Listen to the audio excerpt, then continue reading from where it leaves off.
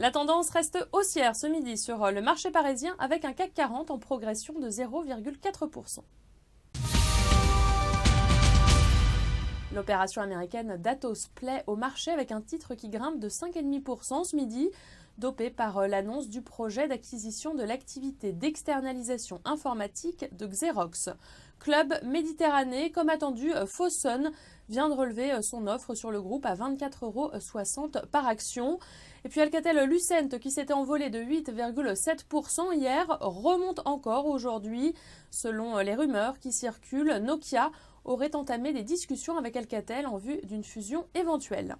Du côté des baisses, on retrouve Technip, moins 2,3%, pénalisé par la baisse de la recommandation à neutre de la part de Crédit Suisse.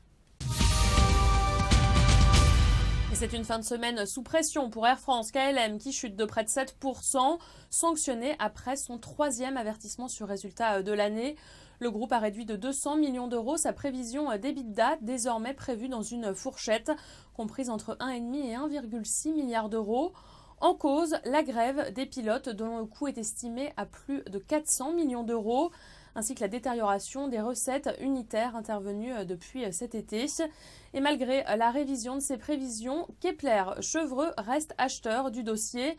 Le broker estime que les résultats du transporteur devraient être boostés dès le premier trimestre 2015 par la baisse des prix du carburant. C'est la fin de ce flash. Vous avez rendez-vous à 18 h pour le point hebdomadaire.